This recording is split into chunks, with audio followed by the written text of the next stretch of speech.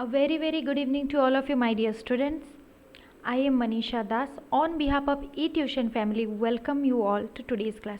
Let me remind you again that eTuition is Odisha's fastest growing e-learning platform.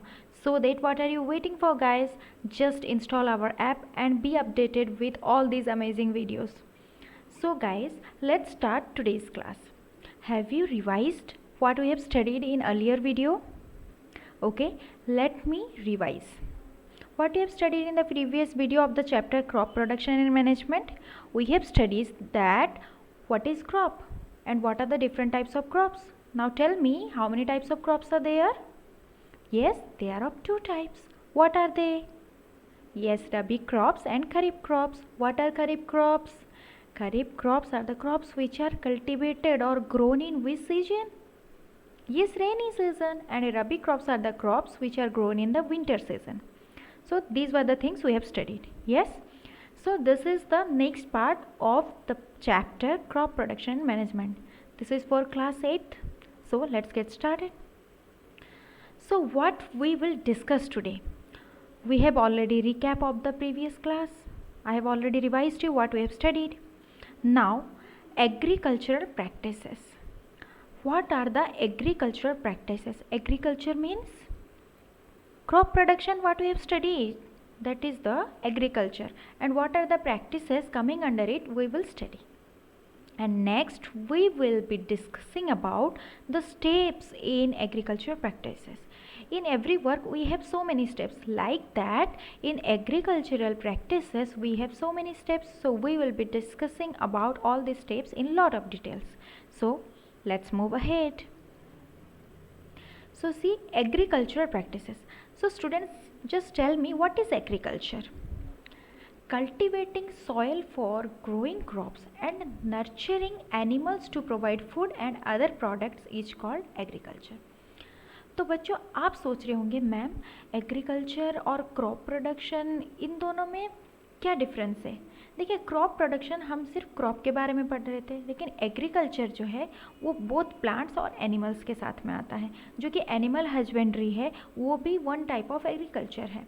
लेकिन cultivation of soil for growing crops, plants के साथ अगर हम animals को भी नर्चर करते हैं, किस लिए? हमें फूड दिलाने के लिए। वो हमें क्या मिलता है?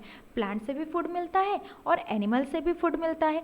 तो फूड और अदर प्रोडक्ट्स के लिए अगर हम प्लांट्स या फिर एनिमल्स को ग्रो करें, नर्चर करें, तो उसे हम एग्रीकल्चर कहेंगे। Clear? So next comes agricultural practices. What is agricultural practices? Activities or tasks required for the cultivation of crops are altogether called as agricultural practices. तो आप पूछोगे मैम ये क्या होता है? देखिए, हर एक काम करने से पहले हमें क्या करना पड़ता है? बहुत सारे स्टेप्स होते हैं, हम स्टेप वाइज जाते हैं हर एक काम के लिए।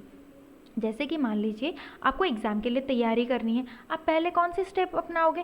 पहले आप बुक पढ़ोगे, उसके बाद क्या करोगे? चैप्टर पढ़ने के बाद आप क्वेश्चन आंसर नोट करोगे, उसके बाद आप फिर से रिवाइज करोगे। ठीक उसी तरह हम जो भी क्रॉप प्रोडक्शन करते हैं तो उसके लिए भी कैसे उसे ग्रो करेंगे, कैसे उसको कल्टिवेट करेंगे, उसके लिए बहुत सारे स्टेप्स होते हैं। तो जितने भी काम हम उसके अंडर में करते हैं, उन सारे स्टेप्स को कलेक्टिवली हम क्या बोलेंगे? Agricultural practices. Clear? Okay, let's move ahead. Now it comes steps in agricultural practices. What are the steps? देखिए, there are basically 7 steps. I have put all the pictures here. 7 steps होते हैं जिनके pictures मैंने डाले हैं। ये आपको पहला पिक्चर दिख रहा है, इस पिक्चर में ये क्या कर रहा है? मिट्टी खोद रहा है। It means first step is digging the soil और प्रिपेयरिंग द सॉयल। आपको पता है एग्रीकल्चर में अगर हम प्लांट को ग्रो करेंगे, ये हमारा चैप्टर किस पे है? क्रॉप प्रोडक्शन पे, तो हम सिर्फ प्लांट के बारे में बात करेंगे। तो प्लांट को ग्रो करने के लिए क्या चाहिए होता है? सॉयल चाहिए होता है। तो सॉयल को पहले हम क्या करेंगे? प्रिपेयर करेंगे। क्लियर? फिर नेक्स्ट पिक्चर क्या है? यहाँ पे देखिए सीड लिखा हुआ है। ये जो आदमी है ये क्या कर रहा है? सीड को कहाँ पे डाल रहा है? मिट्टी के ऊपर डाल रहा है। तो देखिए, हमने पहले सॉइल को प्रिपेयर कर लिया, मिट्टी को, उसके बाद हम क्या किए? सीड को किस में डाल दिए? मिट्टी में डाल दिए। मिट्टी में डालने के बाद क्या करेंगे? Next step is adding manures and fertilisers.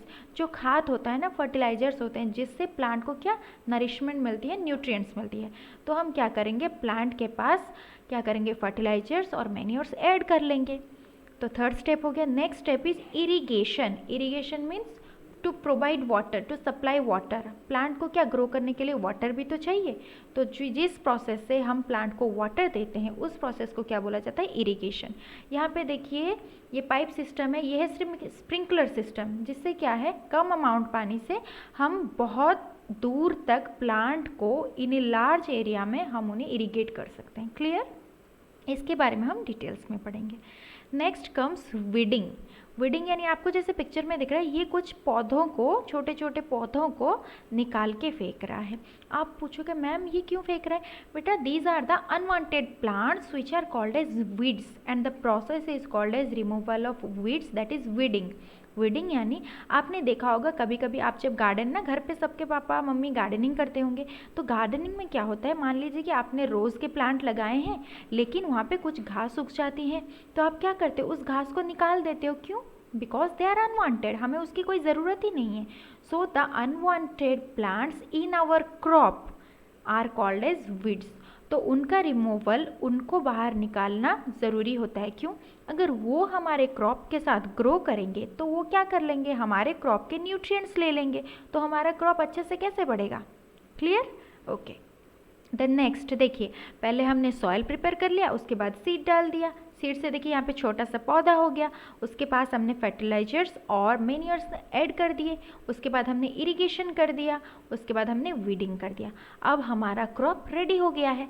तो रेडी करने के बाद हम क्या करेंगे, इसे हार्वेस्टिंग करेंगे। हार्वेस्टिंग यानी cutting of the desired crop. जो क्रॉप हमने प्रोडक्शन किए थे वो पूरा रेडी है, उसको हम काट लेंगे। काटने के बाद क्या करेंगे, उसे स्टोर करेंगे। देख रहे हैं आप यहाँ पे सैक्स में क्या किया जा रहा है, बोरिया में राइस को क्या किया जा रहा है, पैक किया जा रहा है। इसको स्टोर करना है फ्यूचर यूज़ के लिए, और ये स्टोरिंग मोस्ट इंपॉर्टेंट होती है। अगर आप अच्छे से स्टोर ना करो तो क्या हो जाएगा, आपके क्रॉप सारे क्या हो जाएंगे, ख़राब हो सकते हैं। तो ये थे main steps of agricultural practices, 7 steps. So हम एक एक स्टेप को डिटेल्स में पढ़ेंगे। Let's move ahead to the next slide. Step 1 is preparation of soil, यानी कि हम मिट्टी को कैसे तैयार करेंगे। मैं आपको एक इंटरेस्टिंग बात बताती हूँ। मेरे पापा जो है ना वो बहुत बहुत पसंद करते हैं गार्डनिंग। गार्डनिंग लार्ज स्केल में नहीं होता, ये हम क्रॉप प्रोडक्शन पढ़ रहे हैं जो लार्ज एरिया में होता है, लेकिन जो हम घर पे स्मॉल गार्डनिंग करते हैं उसके प्रोसेस भी ठीक इसी तरह होते हैं। तो पापा को मैंने एक बार पूछा, पापा आप जो गार्डनिंग करते हो इसका प्रोसेस क्या होते हैं? तो पापा ने कहा, जब तुम गार्डनिंग स्टार्ट करो तो पहली बात ध्यान में रखना कि तुम्हें पहले क्या करना है, सॉइल को प्रिपेयर करना है, यानी कि मिट्टी को अच्छी तरह से प्रिपेयर करना है। तो पापा क्या करते हैं ना, हम लोग ना बकेट, जो पुराने बकेट्स होते हैं उसके अंदर ना मिट्टी डालते हैं, और फिर पापा क्या करते हैं, मिट्टी को ऊपर नीचे मिलाते रहते हैं। मिलाने से क्या होता है, मैंने पूछा पापा मिलाने से क्या होगा? उन्होंने कहा कि मिट्टी हल्का हो जाता है, लूज़ हो जाता है, जिसकी मदद से रूट्स, प्लांट के जो रूट्स हैं अच्छे से उसके अंदर घुस पाएंगे और एयर उसमें रहेगा तो प्लांट को मदद मिलेगी।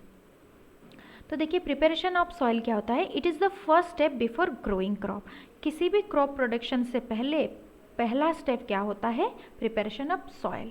फिर क्या होता है, व्हाट, यानी कि ये क्या है, प्रिपरेशन ऑफ सॉइल क्या होता है, the process of loosening and turning the soil is called as tilling और प्लाउइंग। देखिए इसमें क्या करना होता है कि जो मिट्टी होती है ना, जो ज़मीन होती है जहाँ पे हमें प्रोडक्शन करना है, एग्रीकल्चर करना है, वो जो एग्रीकल्चर लैंड होता है कभी कभी बहुत हार्ड हो जाता है, तो उसे सॉफ्ट बनाना ज़रूरी है, उसको लूज़ करना ज़रूरी है। तो हम क्या करते हैं, उस प्रोसेस को, जिस प्रोसेस से हम मिट्टी को लूज़ करेंगे, सॉइल को लूज़ करेंगे या फिर टर्निंग करेंगे, ऊपर वाले सॉइल के डिफरेंट लेयर्स आपने पढ़े हैं ऑलरेडी, तो उस लेयर्स को ऊपर नीचे करने को, मिक्सिंग करने को प्रोसेस को क्या बोला जाता है, टिलिंग या फिर प्लाउइंग। तो प्लाउइंग और टिलिंग क्या होता है ये हम देखेंगे। एग्रीकल्चरल इंस्ट्रूमेंट्स लाइक प्लाउ, हो और कल्टीवेटर्स आर यूज्ड। तो हाउ यानी कि हम कैसे करेंगे, हमने तो जान लिया कि सॉइल को कैसे प्रिपेयर करते हैं, टिलिंग या प्लाउइंग से। आप पूछोगे मैम कैसे करेंगे, तो इसके लिए भी कुछ इंस्ट्रूमेंट्स यानी कि कुछ गैजेट्स हैं, जैसे कि प्लाउ है, हो है और कल्टीवेटर है। ये सब क्या है आप देखिए। तो आपको ये दिख रहा है बेटा, ये है ट्रेडिशनल मेथड, यानी कि पहले जो पुराने ज़माने में ऐसे काम करते थे, यानी कि ये 2 बुलक्स हैं और क्या किया जाएगा यहाँ पे, ये जो है ये प्लाऊ होता है और जो किसान होते हैं यानी कि फार्मर, वो क्या करेंगे, इसको चलाते रहते थे। तो ये एक नुकीला पॉइंट होता था जो कि सॉइल को प्रिपेयर करता, टॉप सॉइल को खोद के क्या कर लेता था, डाउन वाले सॉइल को ऊपर ले आता था, तो मिक्सिंग कर लेता था लेयर को। अब ये हो गया मैकेनिकल वाला, अभी मॉडर्न इंस्ट्रूमेंट है ये, इसको बोला जाता है cultivator. Clear? Okay, let's move ahead. That instruments used in ploughing या फिर टिलिंग में हम कौन कौन से इंस्ट्रूमेंट यूज़ करते हैं, जिसको हमने अभी देखा। देखिए मैंने कहा था ना, ये है प्लाउ, ये रहे 2 ऑक्स और ये दिख रहा है आपको, ये है plough.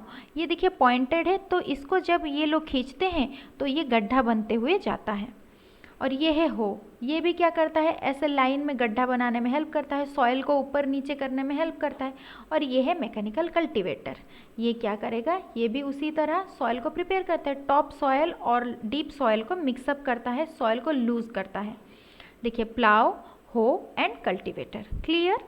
Okay, next comes why we do ploughing. Ploughing करने की ज़रूरत क्या है, मैंने आपको ये भी बता दिया था। Roots are able to breathe and penetrate to deep into the soil. अगर हम सॉइल के पार्टिकल्स को, सॉइल के लेयर को लूज कर देंगे तो क्या होगा, प्लांट के जो नया प्लांट हमारा बन रहा है ना, बेबी प्लांट जो है, वो क्या करेगा, उसके जो रूट्स है ईजिली सॉइल के अंदर जा सकते हैं। Clear? Next point is nutrients deep in the soil come to the top layer of the soil which supports growth and nourishment of plants. देखिए सॉइल के बहुत सारे लेयर्स होते हैं, मान लीजिए कि नीचे के लेयर में बहुत सारे न्यूट्रिएंट्स हैं। अगर हम क्या करेंगे, प्लाउइंग या टिलिंग करते हैं, तो ये वाला नीचे वाला लेयर ऊपर आ जाता है। तो क्या होता है, ये जो न्यूट्रिएंट्स नीचे था ये क्या आ जाएगा, ऊपर आ जाएगा। तो प्लांट के ग्रोथ को सपोर्ट करने के लिए ये वाले न्यूट्रिएंट्स जो होते हैं बहुत इंपॉर्टेंट होते हैं। तो प्लांट को नरिशमेंट के लिए टिलिंग या फिर प्लाउइंग मोस्ट इंपॉर्टेंट होता है। Next point is it promote the growth of micro organisms, earthworms, microbes who further turn soil and add humus. आप पूछेंगे मैम ह्यूमस क्या होता है, मैं आपको बताती हूँ। देखिए माइक्रो ऑर्गेनिजम्स पता है, यानी कि छोटे छोटे ऑर्गेनिजम्स जो कि हमें खाली आंख में दिखाई नहीं देते, और कुछ गुड माइक्रो ऑर्गेनिजम्स होते हैं जो हमें हेल्प करते हैं। तो अगर हम सॉइल में, आपने देखा है अर्थवर्म दिखता है आपको, बारिश के मौसम में निकलता है, अर्थवर्म को क्या बोला जाता है, फार्मर के फ्रेंड बोला जाता है। ये भी क्या करते हैं, सॉइल को लूज करने में हेल्प करते हैं, और क्या करते हैं, माइक्रो ऑर्गेनिजम्स जो हैं वो न्यूट्रिएंट्स की क्वालिटी को बढ़ाते हैं। और क्या करते हैं, ह्यूमस यानी क्या, ऑर्गेनिक मैटर। यानी कि आपने कभी देखा होगा, अगर कोई भी पेड़ से कुछ पत्ते वगैरह गिर जाए तो थोड़ी दिन के बाद देखिए वो सड़ जाता है और वहाँ पे कुछ नहीं बचता है।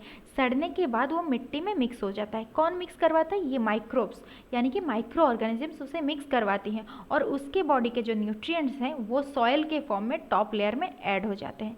तो इन सब के ग्रोथ के लिए क्या चाहिए, सॉइल को लूज करना ज़रूरी होता है। क्लियर? ये देखिए ये सॉइल लूज हो गया है, तो इसके रूट्स देख रहे हैं कितने अंदर तक, बहुत डीप तक जा रहे हैं। इसीलिए हमें प्लाउइंग या फिर टिलिंग बहुत ज़रूरी होता है। Clear? Okay, then next come step 2। Step 2 हमारा क्या था, सोइंग। सोइंग क्या होता है बेटा, that what, sowing is what, क्या होता है, selecting healthy and good quality seeds to sow in the soil. यानी कि अभी हमें क्या करना है, मिट्टी हमने प्रिपेयर कर लिया, सॉइल हमने प्रिपेयर कर लिया, अभी क्या करना है, हमें सीड को लगाना है मिट्टी में। ठीक है, उससे पहले हमें ये ध्यान में रखना होगा कि हमारा जो सीड है वो गुड क्वालिटी के होने चाहिए। क्यों होने चाहिए, अगर गुड क्वालिटी के सीड्स होंगे तो उससे गुड क्वालिटी के प्लांट्स बनेंगे, जो कि हमें बहुत सारे ईल्ड देंगे। लास्ट में हमें प्रोडक्ट के हिसाब से बहुत सारे प्रोडक्ट्स मिलेंगे। तो हमें कैसे पता चलेगा कि कौन से गुड सीड्स हैं, कौन से बैड सीड्स हैं? Very easy, how to select good seeds. कैसे पता चलेगा, जो कि हम घर पे ऐसे नॉर्मली करते रहते हैं। देखिए, place the seeds in a big bowl of water. एक बड़ा सा कटोरा लीजिए जिसमें आप पानी भर लीजिए। फिर क्या करेंगे, बैड सीड्स वुड फ्लोट। ये एक्टिविटी आप घर पे करके देखेंगे। मान लीजिए कि आपके पास ग्राम होता है ना, चने जो होते हैं, वो जो पूरे वाले चने होते हैं, आप उनको क्या करना है, एक बड़ा सा बाउल लीजिए, उसमें चने को डाल दीजिए। आप देखिएगा कुछ चने जो हैं वो ऊपर तैरते रहेंगे और कुछ चने जो है नीचे चले जाएंगे। जो नीचे चले गए वो चने वो क्या होते हैं, भारी होती है, यानी कि अंदर से भरे हुए होते हैं, जो कि गुड सीड्स होते हैं। और जो ऊपर तैरते हुए रहते हैं वो क्यों, क्योंकि वो हल्के होते हैं, उनके अंदर खोखला होता है। दे आर यूजुअली होलो, वो बैड सीड्स होते हैं, not in a good quality. So हमें कौन से सीड्स चूज करने चाहिए, जो सिंक हो गए, यानी कि जो नीचे जम गए हों, वो होते हैं क्या, हेल्दी सीड्स। यहाँ पे यही लिखा है, place the seeds in a big bowl of water, bad seeds should float as they are usually hollow while healthy seeds sink in the water. यानी कि अगर हम एक बाउल यानी कि एक कटोरे के पानी में कुछ सीड्स डाल दें, जो बैड सीड्स होंगी वो फ्लोट करती रहेंगी, क्योंकि वो अंदर से खाली होते हैं, हल्के होते हैं, तो हल्की चीज़ तो पानी से तैरती है। तो इससे हमें पता चल जाएगा कि कौन से हेल्दी सीड्स हैं, कौन बैड सीड्स हैं। Clear. Then how to do sowing. Sowing हम करें कैसे? सीड हमने मैम सिलेक्ट कर लिया, अब सोइंग कैसे करेंगे?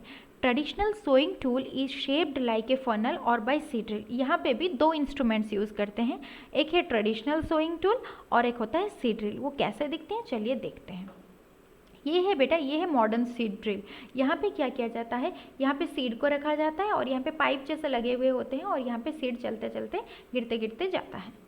Okay, so let's see instruments use for sowing. Sowing के लिए क्या क्या चाहिए, ये आपको दिख रहा है, ये है मॉडर्न सीड ड्रिल। यहाँ पे क्या हो जाता है, यहाँ पे सीड रखा हुआ होता है और यहाँ पे वो गड्ढा खोदते खोदते नीचे नीचे गिराता जाता है सीड को। और ये है ट्रेडिशनल जो है, यहाँ पे क्या रहता है, यहाँ पे बुलक की मदद से सीड को सो किया जाता है। Clear. Okay, let's move ahead to the next slide, that is why we do sowing. जैसे कि हमने पढ़ा था सॉइल प्रिपेयर करना क्यों ज़रूरी है, तो इसलिए सोइंग करना भी क्यों ज़रूरी है हमें भी जानना है। क्योंकि good quality and healthy and clean seeds promote a higher yield, जो मैंने आपको पहले ही बता दिया। अगर हम गुड क्वालिटी के सीड्स लेंगे तो क्या होगा, हमें हेल्दी सीड्स और क्लीन सीड्स अगर हम लेंगे तो हमें हेल्दी प्लांट मिलेंगे, जिससे हेल्दी फ्रूट्स और गुड क्वालिटी के फ्रूट्स वेजिटेबल्स मिलेंगे। यील्डिंग यानी कि जितना हमारा लास्ट में प्रोडक्ट निकलेगा वो बहुत ही ज़्यादा अमाउंट में मिलेगा।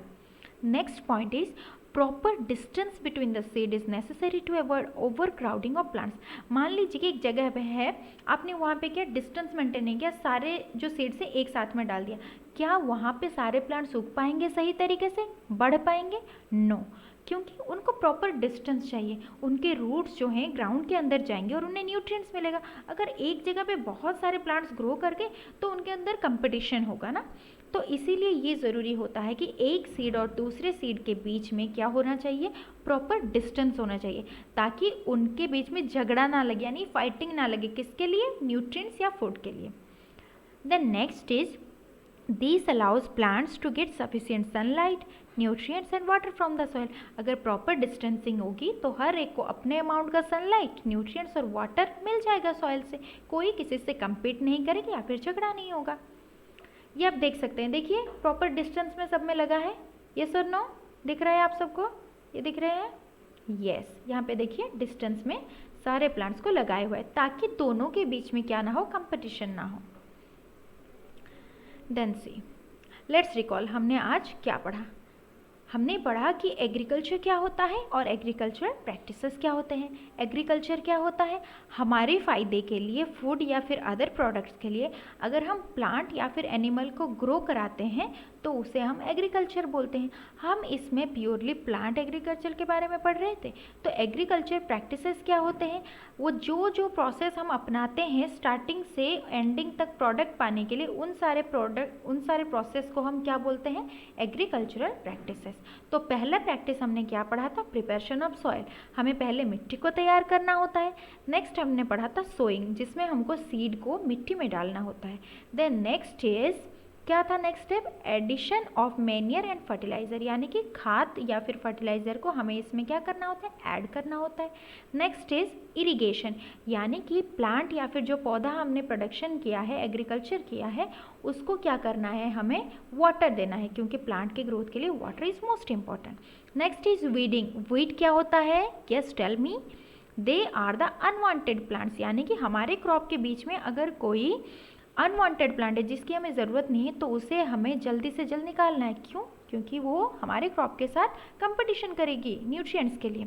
देन नेक्स्ट, जब हमारा क्रॉप पूरा रेडी हो जाए तो हम उसे क्या करेंगे, काट लेंगे, हार्वेस्ट कर लेंगे। उसके बाद हार्वेस्ट करने के बाद प्रॉपरली उन्हें स्टोर करेंगे, उन्हें क्या करेंगे, प्रॉपरली स्टोर करेंगे फ्यूचर यूज़ के लिए। फिर हमने प्रिपरेशन ऑफ सॉइल को डिटेल्स में पढ़ा और सोइंग को डिटेल्स में पढ़ा। प्रिपरेशन ऑफ सॉइल क्यों ज़रूरी होता है, ताकि क्या हो सके, प्रिपरेशन ऑफ सॉइल में करते क्या हैं, प्लाउइंग और टिलिंग करते हैं। प्लाउइंग और टिलिंग करने से क्या होती है मैम, सॉइल लूज हो जाती है। सॉइल लूज होने से क्या होती है, प्लांट के रूट्स को मदद मिलती है अंदर तक जाने के लिए और न्यूट्रिएंट्स को पाने के लिए। क्लियर। और नेक्स्ट हमने पढ़ा कि प्रिपरेशन ऑफ सॉइल के लिए कौन कौन से इंस्ट्रूमेंट्स हम यूज करते हैं। हम प्लाउ यूज़ करते हैं और क्या यूज़ करते हैं, कल्टीवेटर यूज़ करते हैं और हो यूज़ करते हैं। फिर हमने पढ़ा सोइंग। सोइंग क्या होता है, गुड क्वालिटी ऑफ सीड्स को सिलेक्ट करके उनको सॉइल में डालना।